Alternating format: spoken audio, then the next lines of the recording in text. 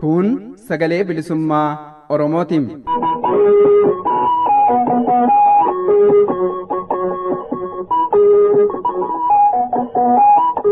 Sagaleen bilisummaa Oromoo dambalii gabaabaa meetir baandii 19 kiiloo heerzii 15,420 irratti jimaataa fi dilbata galgala sa'aatii 8 haga sa'aatii 8 walakkaatti afaan Oromootiin roobii ammoo galgala sa'aatii 8 haga sa'aatii 9tti afaan Oromootiin wal duraa duubaan qophiilee dabarsuu amma jalqabama.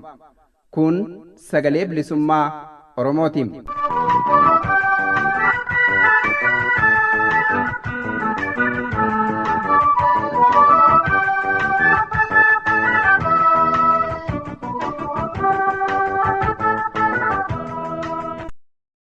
Kabajamtoota dhaggeeffattoota keenya akkam jirtu nagaan keenya kabajaa bakka jirtan maratti sinaa raqqabu keessummeessaan keessan guyyaa har'aan murataa sabaatii sagantaa keenya keessatti qophiilee qabnu sin beeksifnaa jalqaba oduutu dubbifama.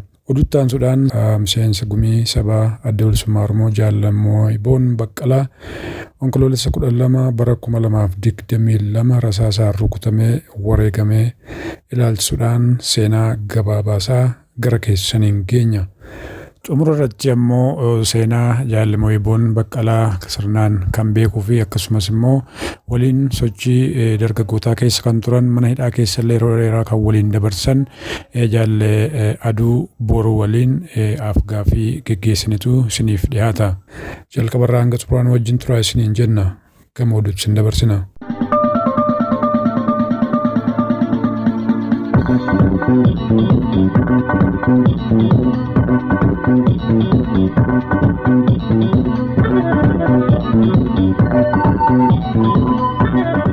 Irra deebuudhaan Aayishamaa akkam jirtu dhaggeeffattoota keenya kabajamoo fi jaallatamoo sagalee bilisummaa Oromoo sagantaa afaan Oromoo irraa oduu qabannee dhiyaanneerraa oduu har'aa keessan dhageessu an Waaqoon Oleeti. Uummata Oromoo qe'ee isaa keessatti ajjeesuu fi qe'ee isaa irraa boortaan buqqisuun akkuma itti fufetti jira. Akka odeessi maddeen sagalee bilisummaa Oromoo irraa bahu addeessutti lixa Oromiyaa godina Wallaggaa bahaa ona Kiiraamuu ganda burqaa Soorumaa keessatti qubattoonni finxaalii Amaaraa murna afaan qawween aangoo siyaasaa dhuunfachuun afaan qawween uummattoota biyyattii bulchaa jiraniin deeggaramuun onkoloolessa 15 2022 uummata Oromoo qe'ee isaa irraa jumlaan ajjeesuun kaan ammoo boortaan buqqisaniiru. Namoonni qe'ee isaanii irratti ganda burqaa Soorumaa keessatti finxaalii Amaaraan ajjeefamanii fi rasaasaan rukutamanii miidhaan olaanaan irra ga'e keessaa kan ajjeefaman tokko obbo Gammachuu Margaa manatti ajjeesuun miilaa fi harka isaa irraa ciran, lama obbo Olaanii Kumii manguddoo ganna 80 kanneen rasaasaan rukutamanii miidhaman, sadii obboleessa obbo Gammachuu obbo Tashoomaa Margaa ijoollee isaa mucaa durbaa tokkoo fi mucaa dhiiraa barataa kutaa 6 waliin rasaasaan rukutamanii yeroo ammaa kana hospitaala giddaa galanii du'aa fi jireenya gidduu kan jiran, 4 Ayyalee Qanaatee, 5 Balaay Gammachuu, 6 Warqinaa Garbaa, 7 Margaa Buyyee. Namoonni qe'ee isaanii irratti ganda guddinaa jireenya yookaan booqaa keessatti finxaalii Amaaraan ajjeefaman tokko manguddoo obbo Olaanii Qallabii, 2 Gammadaa Turaa ganna 45, 3 Tuulii ganna 48, 4 Qanaatee Abdannaa ilma isaa waliin, 5 Dargaggoo Kibbii Fiqaaduu, 6 Dargaggoo Dastaa Fiqaaduu, 7 Mangistuu Dinquu manguddoo ganna 80 fi 8 Dheeressaa Dabaloo abbaa maatii kan keessatti argaman namoota finxaalii Amaaraan ona Kiraamuutti miidhaan olaanaan irra ga'ee fi ajjeefamanidha. Sababa neetworkiin hin jirreef ammaaf namootuma hanganaa qofaadha malee namoonni ajjeefamanii fi qe'ee isaanii irraa boortaan buqqaafaman hedduudha jechuun maddeen sagalee bilisummaa Oromoof ibsaniiru. Ilmaan Oromoo Oromummaa isaaniitiin yakkuun mana hidhaa keessatti ajjeesanii gatuun akkuma itti fufetti jira. Akka odeessi maddeenii fagodhutti jiraattu godina Shaggar Kibba Lixaa Aadde Kookabee jedhaman hidhattoonni murna biltsiginnaa mana hidhaa keessatti onkoloolessa 14 2022 ajjeesutu dhagahame.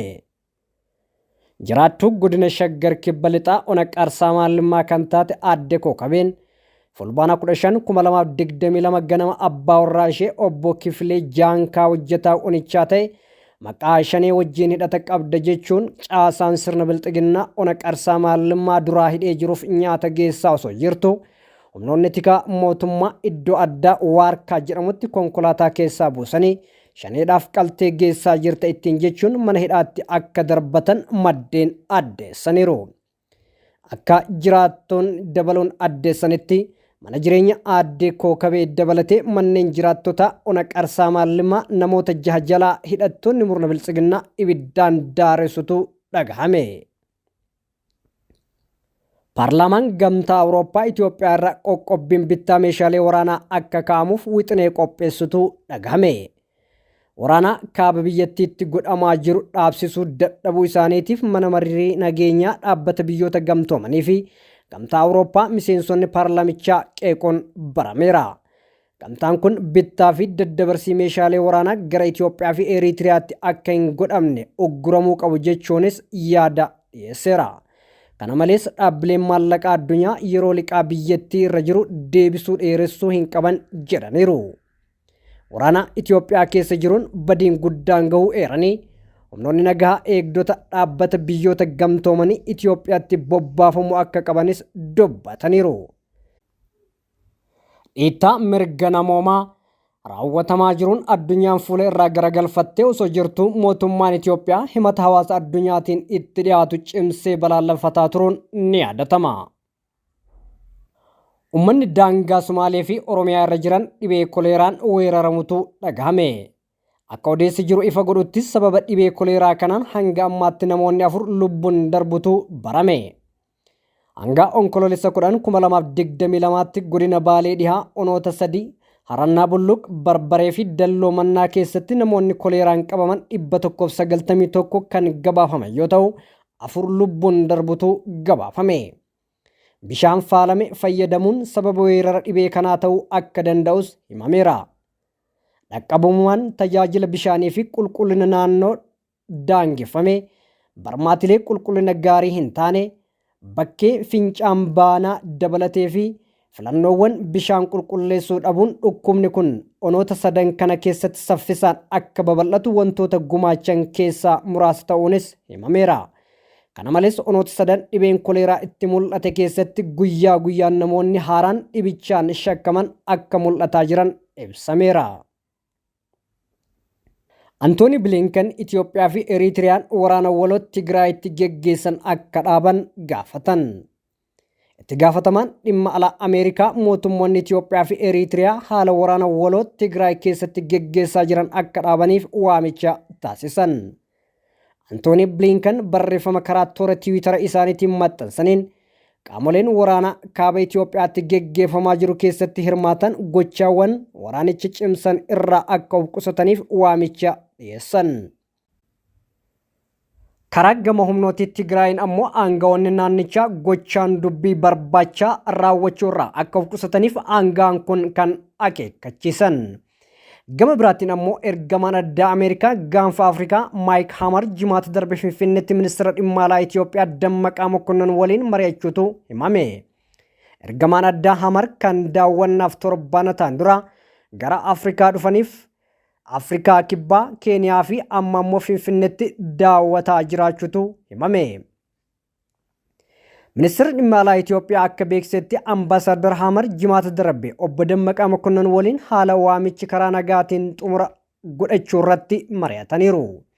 Itti gaafatamaan deeggarsa namoomaa UN Maartin Giraaftis gama isaatiin haalli shiree keessaa yaaddessaa ta'uu isaatti waa'ee nageenya namoota nagaa fi hojjettoota namoomaa baay'ee yaadda'u himan. Hoogganaan kunis barreeffama karaa Tiwiitariitiin maxxansaniin hojjettoonni deeggarsaa namoomaa 2 miidhaan irra gahuu baruu kootti yaaddoo olaanattu natti dhagameera jedheera.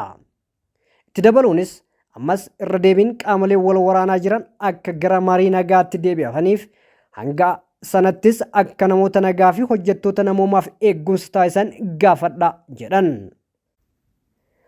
Waraana kaaba Itoophiyaa amma waggaa 2 guutuuf jiru kanaanis lubbuun namoota 10,000 lakkaa'amanii badee miliyoonotaan kan lakkaa'aman ammoo bakka jireenyaa isaanii gadhiisuun buqqaafamaniiru jedhan. Waraanichi baatiiwwan 5 dhaabbatee kan ture yoo ta'u adoolessa darbee sababii gareewwan lamaan itti wal himatan deebi'ee eegaleera.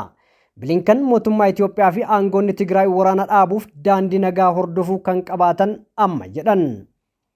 Kanaanis mariin nagaa hoggana gamtaa Afrikaatiin geggeeffamu Ameerikaan akka deeggartu aangaan Ameerikaa kun himan.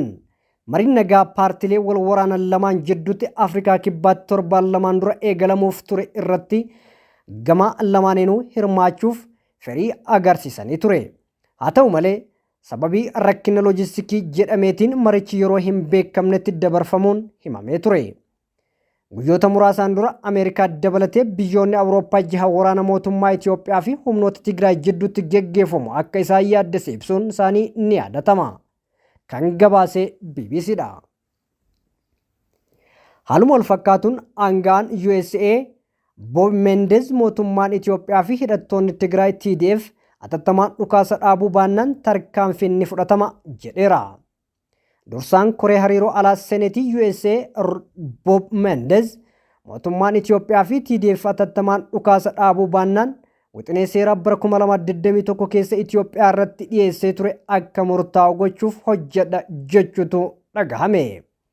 Wixineen seeraa Itoophiyaatti nagaa fi dimokiraasii jajjabeessu Itoophiyaa Peace and Democracy Promotion jedhamu kun warra carraaqqii waraana dhaabuun nagaa buusuuf taasifamutti gufuu ta'an yookaan qaamolee waraana Itoophiyaa keessatti hirmaataniif meeshaa waraanaa dhiyeessan irratti tarkaanfiin adabuu akka fudhatamu godhuudha jedhameera. Walitti bu'iinsi beellii fi hanqinni wal'aansaa fayyaa kaaba Itoophiyaatti mudate erga waraanni sadaasa 4/2020 jalqabe kaasee Tigraay keessatti qofa lubbuu miliyoona walakkaatti tilmaamamu galaafateera. Waliigaltee waraana dhaabuu qaamoleen lamaan taasisan yeroo gabaabaaf ture diigamuun ammoo lubbuu lammiilee Itoophiyaa dabalataan balaaf saaxileera jedhe Bob Mendez. Waraana kaaba Itoophiyaa dhiittaa mirga lammiileef sababa ta'e keessatti qaamolee qooda fudhatan qoqqoobuuf ajajni pirezidaantii Joo Baayiden dabarsan waggaa tokko ol ta'us ammallee qoqqobbii nama tokkorrallee hin kaa'amin jiraachuu kan himu dursaan Koree Seneetii kun waraanichii fi miidhaan inni dhaqqabsiisu deebi'ee jalqabeera jedha. Pirezidaantii Joo Baayiden murtee qaamolee waraanaa kaaba Itoophiyaa keessatti himatan qoqqobuuf darbe irratti fulbaana 17/2021 mallatteessanii turuun ni yaadatama. Qoqqobbiin kun kanneen waraanni kaaba Itoophiyaatti deemaa jiru akka itti fufu gaafatamoo ta'an yookaan qooda qaban gargaarsa namoomaa kanneen ugguranii fi kanneen dhukaasni akka hin dhaabbanne dhoorgaa jiran irratti kan qiyyaafatudha jedhan. Gama biraan hooggantuun dhaabbata gargaarsa Ameerikaa USAID Samantha Power gama isheetiin haleellaa waraana Itoophiyaa fi waraana Eertiriyaatiin odoo adda hin baasin shiree keessatti geggeessaa jiran yaaddessu himan. Akkasumas humnoonni Eertiraa ammoo yeroo dhiyootti weerartuuwwan namoota nagaa to'achuuf jiru gabaasaaleen jedhan hedduu nama yaaddessu jette. Kanaaf namoota nagaaf eegumsa gochuuf haleellaan kun dhaabbachuu qaba jedhaniiru. Egaan dhaggeeffattoota keenya kabajamoo fi jaallatamoo sagalee bilisummaa Oromoo sagantaa afaan Oromoo irraa oduu nadhaaf qabannee dhiyaanne kan hanga ammaatti qophiilee kennaaf ana waliin turte gaarii.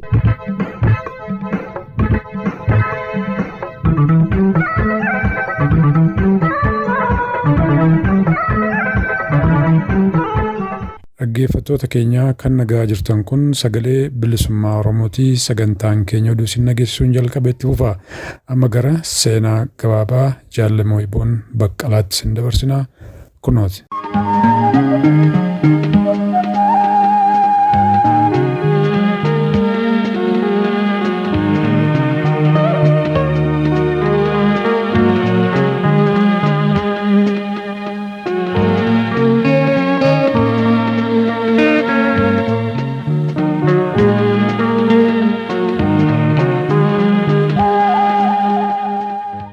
Seenaa gabaabaa Mo'iboon Baqqalaa.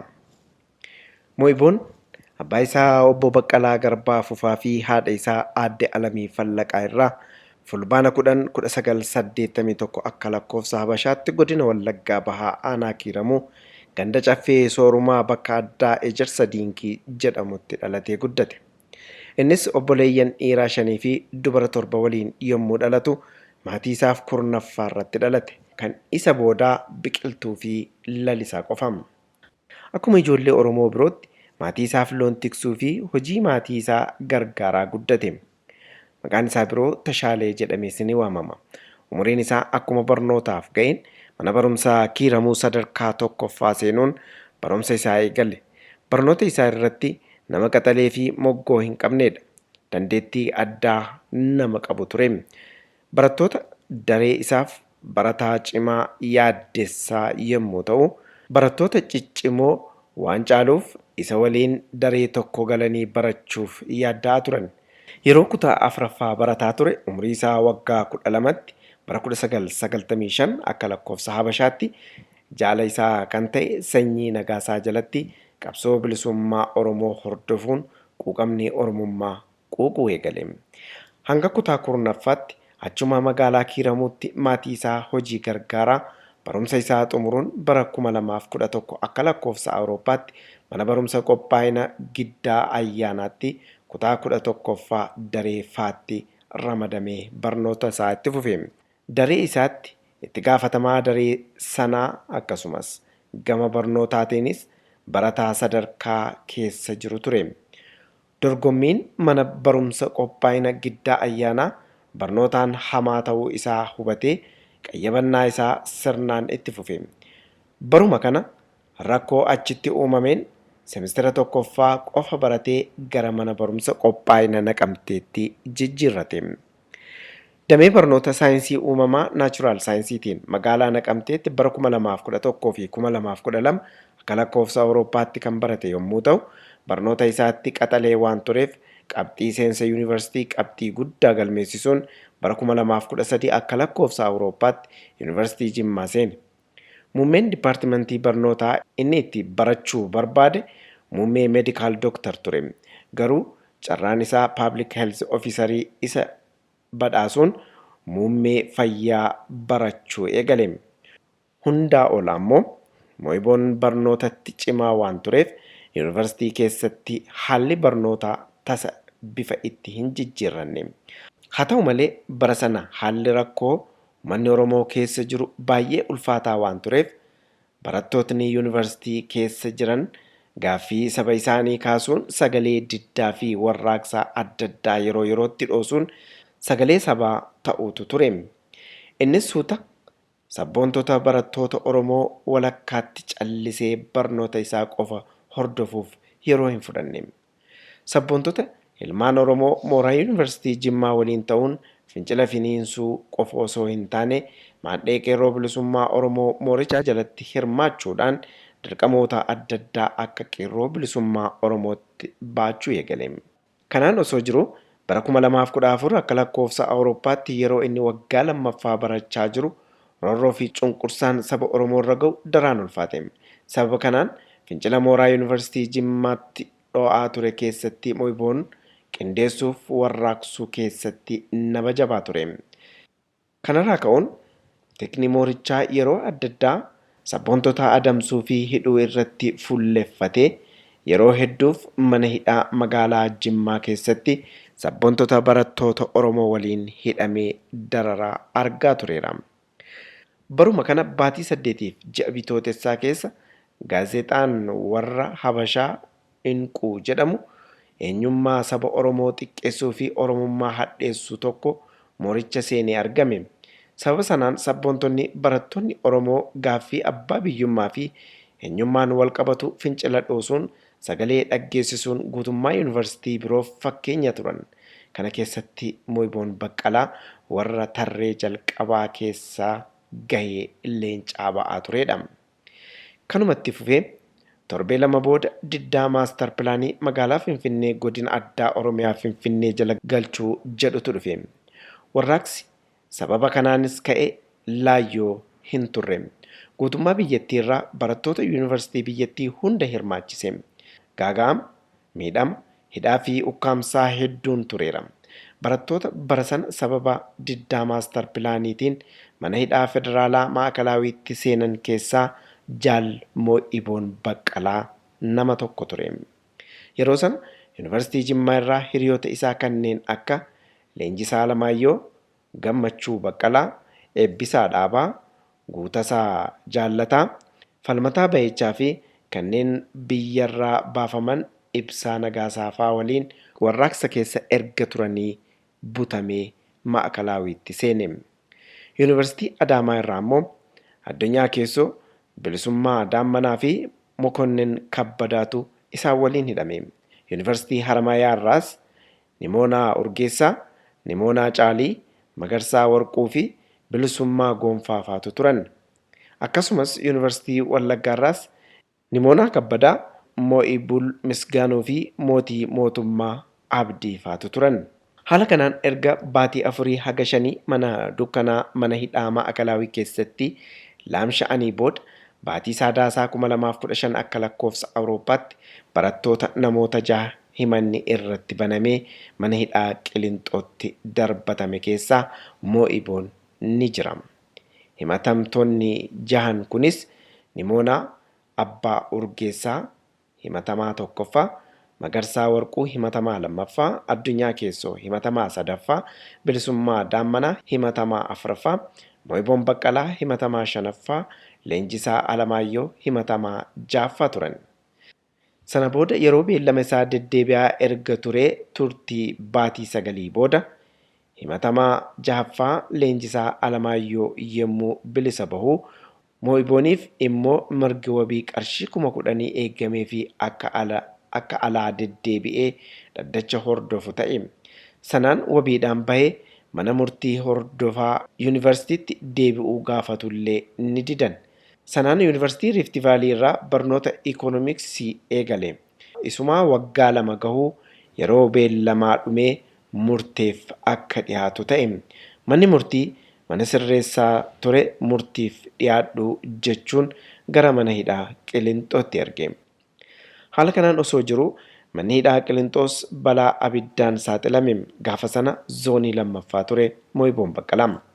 Balaa kanaan namoonni 100 ol abiddaan yoo gubatan kaan ammoo rasaasaan dhumani. Moo'iin warra kanarraa hafe keessa ture. Sana booda gara mana hidhaa Shawaa Roobititti ergame. Turtii ji'a tokkoon booda ammas gara Qilinxootti deebi'e. Erga Shawaa Roobitii ol deebi'ee torbee 2 booda murtiin waggaa 1 fi ji'a 5 itti murtaa'ee hangi kanaan dura hidhamee ture ilaalamee gahaadha jedhamee akkuma itti murtaa'een kallattumaan mana hidhaa Qilinxoorraa akka bahu manni murtii ajaja dabarse. Nimoonaa yookiin Abbaa Urgeessaa gara mana hidhaa Qaallitti, Addunyaa Keessoo fi Bilisummaa Daammanaa gara mana hidhaa Shawaa Roobitiitti deemuun addaan faffaca'an. Erga bahee barnoota isaa yuunivarsiitii Rift Vaaliitti xumuree barsiisummaa yookiin leekchar barsiisuu eegalee ture. Boodas haalli hammaatee adda kute. Erga dhaabni biyya seenee immoo waajjira ABO godina Wallaggaa Bahaa magaalaa Naqamteetti barreessaa akka dura taa'attis hojjeteera. Moo'iboon nama ofii fi maatii isaa caalaa umrii isaa xiqqoo kana saba isaa jaallatuuf jiraatee darbe goota gara kutees garraamii gameessa namaati. Oromummaatti amana. Nama garraamii dabaan afaan isaa keessaa hin baanee fi falmaa mirga dhala namaati. Quuqamni inni artii Oromoo guddisuuf qabu garaa nama nyaata. Yeroo adda addaa eebba kitaabaa irratti seenaa goototaa kaasuun kan beekamu Moo'iboon bara 2021 akka lakkoofsa Awurooppaatti kitaaba asoosamaa dheeraa mata dureen isaa Dorrobaa jedhu barreessee uummata bal'aaf qaqqabsiiseera.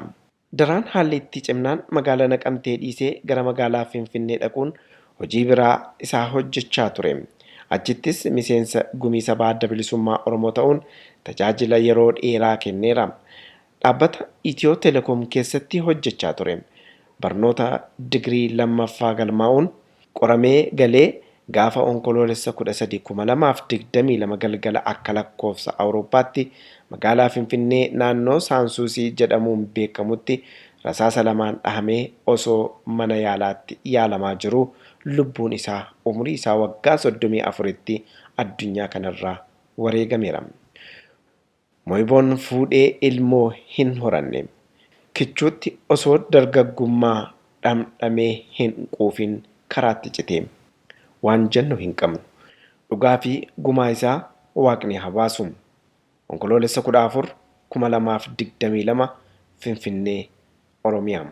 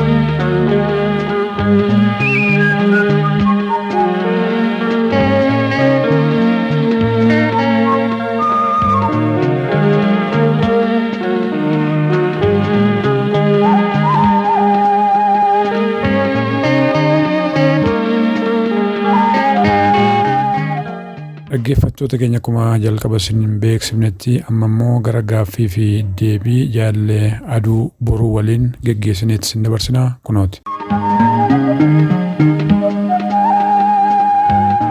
Jaallee adii boruu afeerraa sagaleen bilisummaa Oromoo siif godheeffattee sararratti nu argamuu keetiif dursinee maqaa dhaggeeffattoota keenyaan galatoomi isin jenna. Egaa akkuma beekamu ati namoota yookaan immoo kanneen qabsoo keessatti wal beekuudhaaf yeroo dheeraa waliin turuuf waliin hojjechaa turan keessaa kanneen Moo'iboon Baqqalaa waliin turan keessaa nama tokko. Akkuma hunduu quba qabu Moo'iboon Baqqalaa miseensi gumii sabaa adda bilisummaa Oromoo onkoloolessa 12 bara 2022 naannoo mana isaa Saansuusitti rukutamee akka wareegame gabaafamee sirni awwaalchisaas yeroo darbe gaafa 14 geggeeffame kana hundumatu quba qaba. Kana irratti marii gabaabaa waliin goona jenneeti jalqaba irratti Moo'iboon Baqqalaa akkamitti wal beektaa yaala qabsoo waliin turtee maal keessa dabarsanii akkam ture isuma jedhurraa kaanaani. Hayyee isinis jaala keenya baga affeerraa kana nu gootanii egaa akkuma beekamu akkumaatuu kaasee jaalli kun jaala qabsoo keenya darbees yeroo dheeraa haala garaagaraa keessa gaddaaf gammachuu garaagaraa waliin qooddannee darbuudha wal qabatee jaala qofa osoo hin ta'in nama akka obboleessatti ilaalluudha. Jaala kana akka tasaa bifa eeggamneen gaafa of biraa dhabnu gadda guddaatu nutti dhaga'amee gadda jaala keenya waan wajjin qabsoo geggeessineef waa wal beennu waa wajjin nyaannee dhugneef waa wajjin jiraanneef qofa addatti kan nutti dhaga'ame qofa osoo hin taane uummata Oromoo gadda guddaatti itti dhaga'ame gadda dudda Oromoo kuteedha. Gadda guddaa gadda ulfaataa onnee uummata Oromoo mara dhiigsedha. Kanaaf gadda guddaa nutti dhaga'ame kanaanis miidiyaa sagalee bilisummaa Oromoo jedhu kanarratti bifa kanaan gadda koo ibsachuun anaaf waan tokko Kanaaf sirillee miidiyaa kanarratti waan affeertaniif guddaa galatoomaa jechuun barbaada. Kanatti fufee jaala kana yeroo dheeraarraa wal beennaa akkuma nama isiniin jedhe bu'aa bayii qabsoo Oromoo keessatti bara ulfaataa waliin dabarsineerraa yoo xiqqaate waggoota dheeraarraa wal beennaa 2014 akka lakkoobsa Awurooppaatti irraa kaanee wal beennaa haalli nuti itti wal beennulleen adeemsuma sochii qabsoo bilisummaa Oromoo keessatti sochii diddaa fi warraaqsa qabsoo bilisummaa Oromootitu walitti nu fide. Haala akkasiitti wal beennaa bakka hamtuutti wal agarree mana hidhaatti wal barree guyyaa kanarraa qabnee wal beenna jechuudha. Haala hin beekamneen qabsoo keessatti wal arginee egaa qabsoo walitti nu fidee qabsoon osoo waliin qabsoofnu obboleessa keenya akka tasaa nu biraa wareegamee guyyaa 3 darban keessatti biraa dhabne jechuudha. Kanaaf gaddi kun gadda ulfaataa uummata Oromoo maratti dhaga'ameedha. Tole gaatu kaaftee 2014 asii jettee caalaatti mana hidhaa keessatti wal barre jette akka namoonni adda addaa jedhanis gaa Mo'iboon baay'ee nama amala qabeessaa fi nama hubataa fageessee yaadu akka ta'e sanaan ala immoo deemsa qabsoo keessatti keessumaa sochii dargaggootaa kan barattootaa keessatti keessumaa yeroo yuunivarsiitii Jimmaa ture sanaan asitti immoo fincila 2014 yeroo maaster pilaanii sanaa asitti waan adda addaa baay'ee hojjetaa akka ture kaasuu Jimmaattis haa ta'u ijoollee kakaasuu keessatti naqamtee yeroo ture sochii adda addaa gochaa akka ture fi nama mul'ata yeroo dheeraa qabu akkasitti himamaa ture. Miyaati maal hubataa ture hanga waliin turtan keessatti sanaan ala immoo seenaa mana hidhaa sanaa waliin qabsiiftee osoo nuu kaafte. Ayyee egaa akkuma atuu kaasee Jaal Mo'iboon nama guutuudha dhuguma dubbachuudhaaf nama gameessaa hundumaa ol nama namooma qabuudha nama namaaf yaaduudha nama of caalaa namaaf jiraatudha nama saba kanaaf jiraatedha nama gaddaaf gadadoo saba kanaa isa dhukkubsuudha saba kanaa hojjechuudhaaf nama of duuban jennee nama of hin qusannee nama saba kanaaf hojjechuudhaaf boqannaa fudhanneedha. Kuni namuuyyuu ni beeka. Akkuma gara jalqabaatti kaasuuf eegale hundumtuu ilmi Oromoodha. Rakkoo cunqursaa bifa garaagaraatiin ilmaan Oromoo irra gahaa ture. Akkuma ilmaan Oromooyyuu akkuma Oromoo kamittuu Oromoon gaafa gabroome eegalee bakka garaagaraatti qabsoo geggeessaa ture. Dhaloonni kunis kanuma wal harkaa fuudhuudhaan qabsoo geggeessaa ture. Mo'iboon akkuma beekamu lixa Oromiyaatti dhalatee Wallagga Bahaa aanaa Kiiramuu ganda Caffee Sooromaa jedhamutti dhalatee kunis seenaa irraa hin beekaa nuti lafti dhaloota keenyaa gargari. Kana lafa kanarraatti bakka dhalate kanaa qabee xiqqeenya irraa ka'ee akka qabsootti makame seenaa isaanii dheeraa.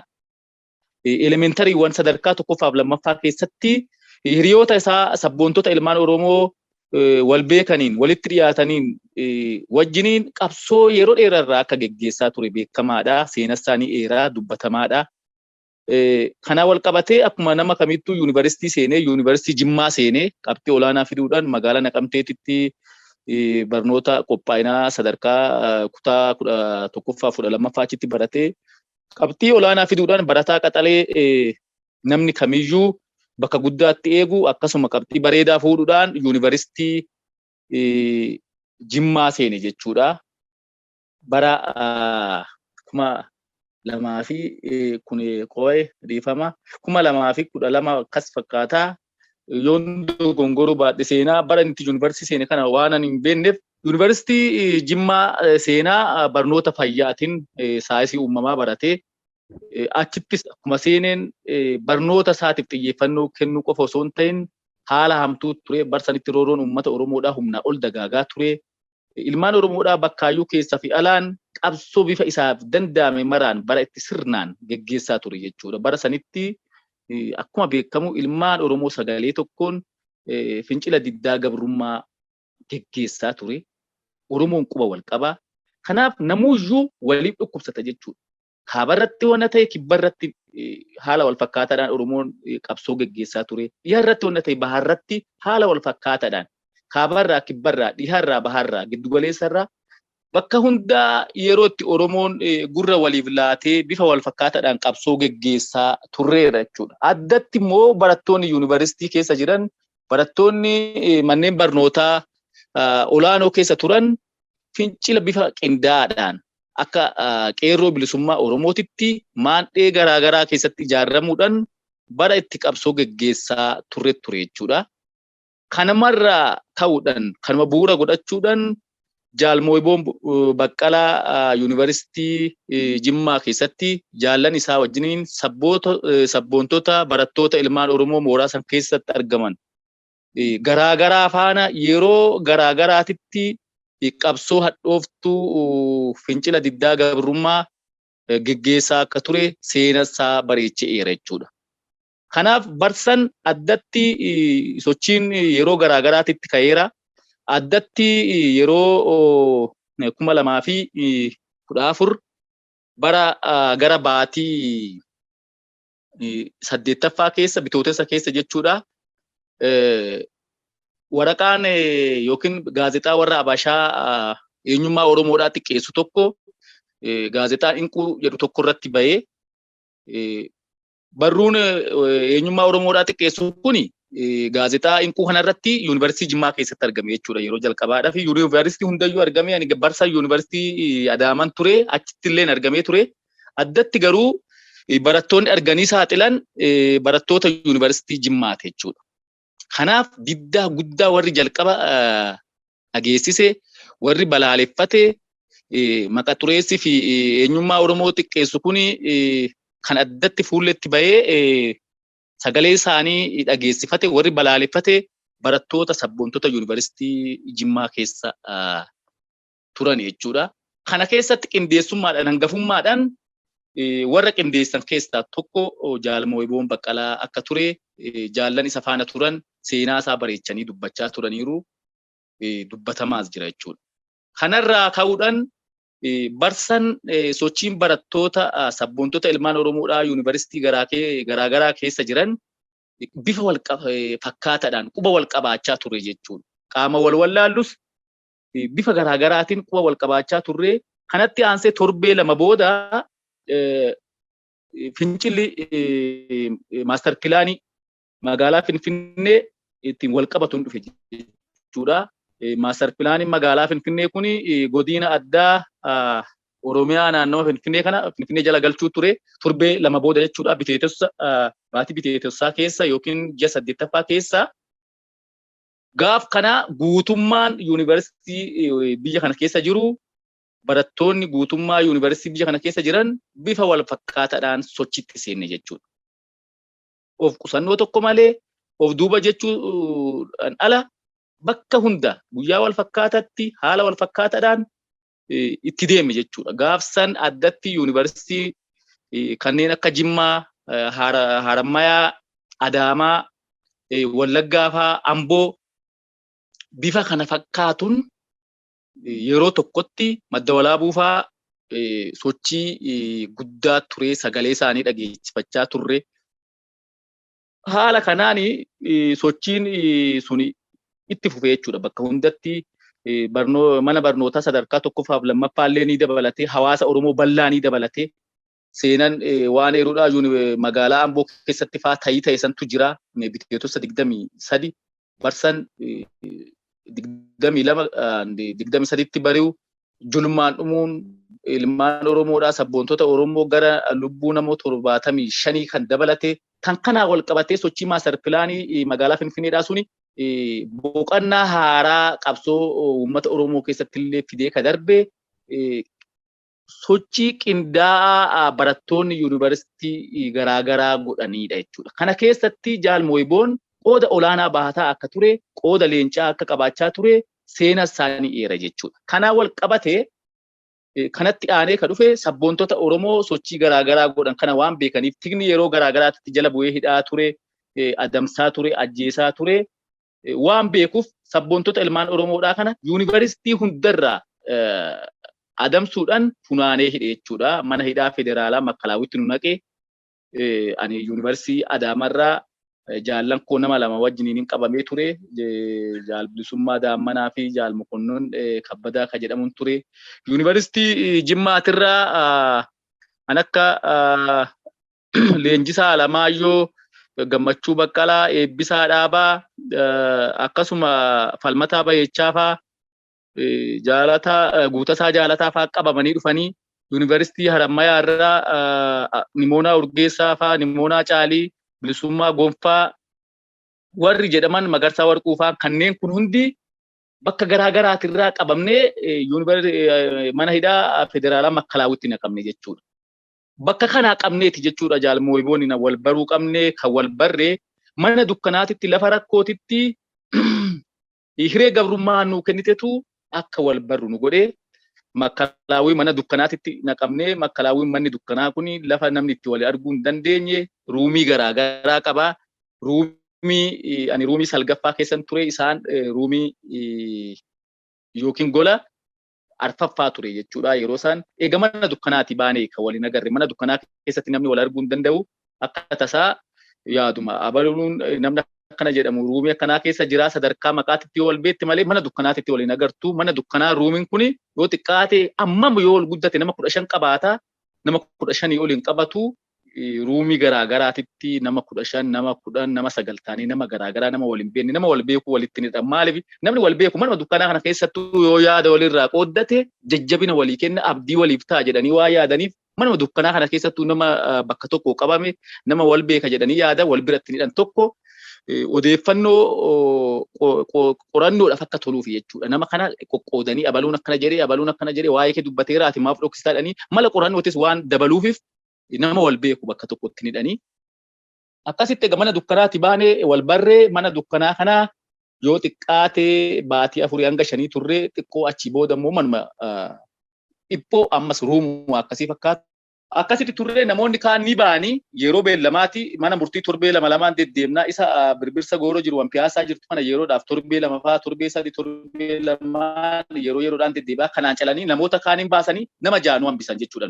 Yuunivarsiitii Adaamarraa nama 2 hambisanii anaa fi tokko jaala keenya Bilisummaa Daammanaa jedhamuun hafee Jimmaarraa nama 2 hambisanii Moo'iboon Baqqalaa fi Leenjisaa Alamaayyootti hafee tokkos jaala keenya anachumarraa dhufe kophaa kan himatan Gammachuu Baqqalaa kan jedhamu kan xiqqoo egaa baatii 8 tursiisanii booda baasallee ni himatanii kaan ni gadhiifamee yuunivarsiitii Harammayaarraa nama 2 hambisanii Magarsaa Warquu fi Nimoonaa Urgeessaa kaan ni ba'anii akkanatti akka waliigalaatitti nama 6 himatame jechuudha. Himanni suni himata nurratti qindaa'e waan nu hin goone waan nu hin beekneen sochii maaster pilaanii kana qindeessuudhaan gaagama lubbuu garaagaraa as keessatti darbee nutti dachaasanii nu himatan jechuudha. Yeroo sanitti yuunivarsiitii Harammayaarra rakkoo tokko ture boombiin faan dhoo'ee ture. Namoonni lubbuu boombii kanaan miidhaman illee ittiin himatamne.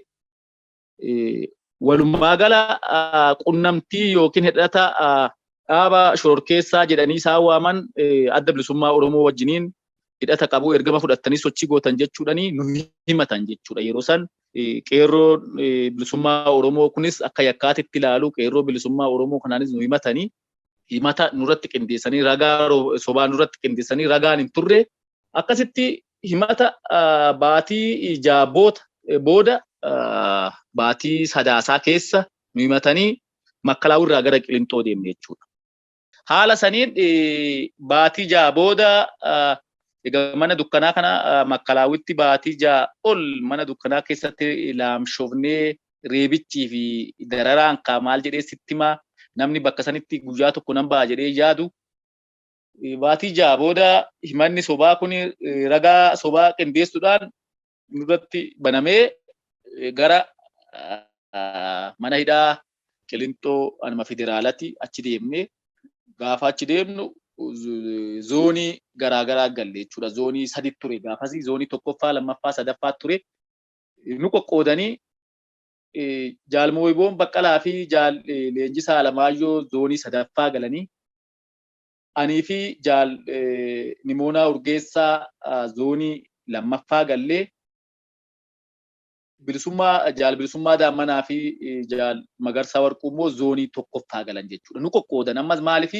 akka hamilee waliin taane humna waliif hin taane waan dandeenyuun akka waliin gargaarre namni wal beeku bar mana hidhaa jechuun akkasi qaamaa qalbii si cabsuudhaaf akka ati abdii waliif hin taane waan qabdu akka waliin hin qooddanneef nu faffacaasanii gaafas Oromoon kunillee baay'inaan hidhamaan jiru nama xiqqooti hidhamaa ture namni hidhamaa turanis baay'inaan makkalaawii turanii warri murtaa'e makkalaawii dhaqaa manni hidhaa Qilintoo sun immoo reefu eegalee achitti duuriyyoota saamicha ajjeechaa waan garaagaraati seenan kanatu guutee jira jechuudha. Kana gidduutti dhaqanii nu hidhanii sabboontonni ilmaan Oromoodhaa muraasa jechuudha. Dhimma siyaasatiin eenyummaa Oromummaadhaan namni galan xiqqoodha. Waraana turanii waraanni sunuu xiqqoodha. Egaa akka sitti ulfaata jechuudha. Manni hidhaa kun duuriyyoota nama nyaatan dhiiga namaa socho'an kana argitee warra saamanii seenan warra namni namatti fakkaanne kana keessatti hidhamuun hin cimaa baay'ee nutti cime jechuudha. Gosa akka Oromoon booda baay'inaan seenee manni hidhaa ala sitti fakkaatu kana miti. Egaa akkasitti mana hidhaa kana keessatti dararamaa yeroon beellamaa beektaa in ulfaataa ji'a lamafaa ji'a sadifaa sitti kennanii osoo haala kanaan nu deddeebisanuu baatii gara 9 guunne san booda yeroo nu ragaa odoo seeniin booda himatamaa tokkoffaa lammaffaa sadaffaa arfaffaa shanaffaa jahaffaadhaa jaha waan taaneef jaal Mooyiboon Baqqalaatii fi jaal Leenjisaa Alamaayyoo himatamaa shanaffaa fi jahaffaa turanii jaal Mooyiboon Baqqalaa himatamaa arfaffaa mirga wabii qarshii 10,000 eeganii fi akkasuma jaal Leenjisaa Alamaayyoo himatamaa jahaffaa bilisa gadhiisan jechuudha. Kuni biyyinii wanda jedhamu biyyinii jalqabaatii odoo ragaan nurratti hin dhufin himata abbaa alangaa bayyananii yookiin laalanii jechuudha. Jaal Mooyiboon Baqqalaatti mirga wabii qarshii 10,000 jaal Leenjisaa Alamaayyoo bilisa geggeessan jechuudha. Jaal Mooyiboon Baqqalaa alaa akka deddeebi'u jechuudha. Dhaddacha yookiin yeroo beellama alaa deddeebi'ee akka hordofu garuu akka wabiidhaan bahu eeyyamamee fi baatii 9 guute jechuudha. Hin bahee hin deddeebi'ee mana yuunivarsiitii deebi'uudhaaf gaafannaan ni didan jechuudha.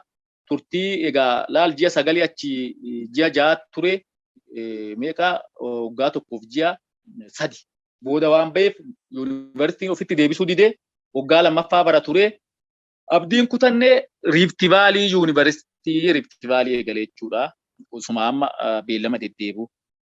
Waggaa tokkoffaa beellama deddeebi'aatuma ture osuma akkana jedhu waggaa tokkoffaa guutee waggaa tokkoffaa barachaa otoo jiru gara waggaa lammaffaa Riifti Vaalii waggaa lammaffaa barnoota ikoonomiksii eegalee ture. Akka deebi'ee mana hidhaatitti deebi'ee murtiidhaaf dhiyaatu poolisiin ajajee hin qabe jechuudha. Daddachumarraa qabee nutti dabalee ala waggaa tokkoo fi wayii tureen booda jechuudha. Mana hidhaa Qilintoo wajjisteenne duraa zoonii 3 ture siin jedheemi gaafa amma alaa deebi'ee qabamu kana zoonii lammaffaa. Kana jechuun amma yeroo lammaffaa qabanii deebisan jechuudha.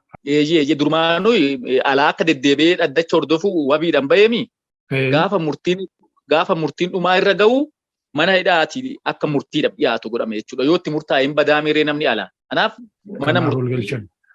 mana hidhaatti deebi'ee akka murtii haa dhaggeeffatuu fi yeroo lammaffaadhaaf gara mana hidhaa Qilintootti deebisan jechuudha. Mana hidhaa Qilintoo duraa zoonii 3 ture san zoonii lammaffaa seenee anis zoonii lammaffaan ture zoonii lammaffaa wajjiniin seenne jechuudha. Egaa ammas namni barbeettee mana dukkanaatti bahee gaafa mana dukkanaatti deebi'u hangam akka namatti ulfaatu nama argetu beekaa itti cime jechuudha dhugaa dubbachuudhaaf.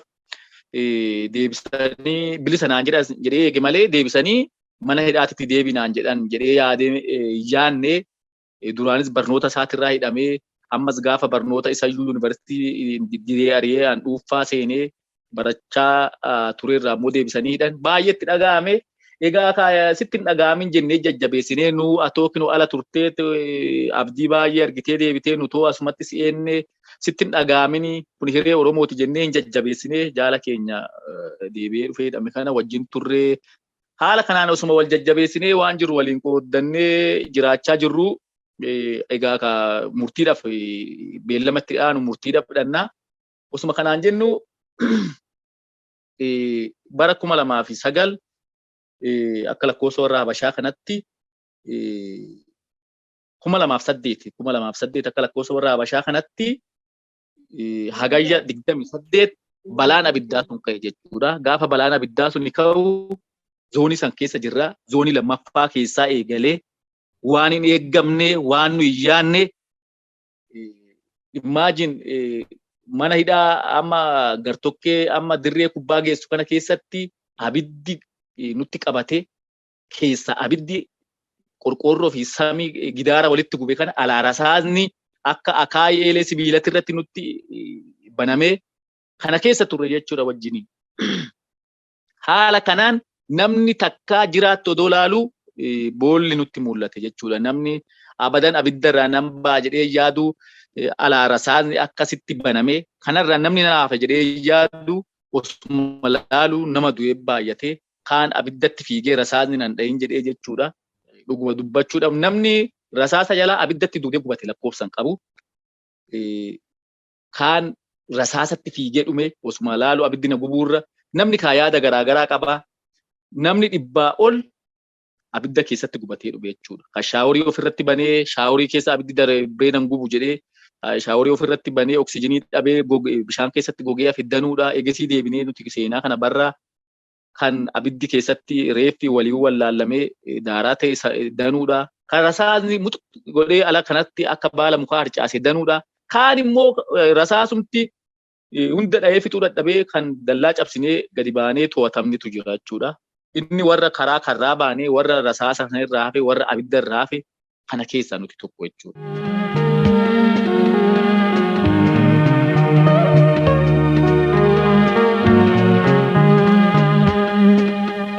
Dhaggeeffattoota keenya gaaffiif deebiin kun kanaan hin xumuramne itti fufasaa immoo sagantaa itti aanutti qabannee dhiyaanna.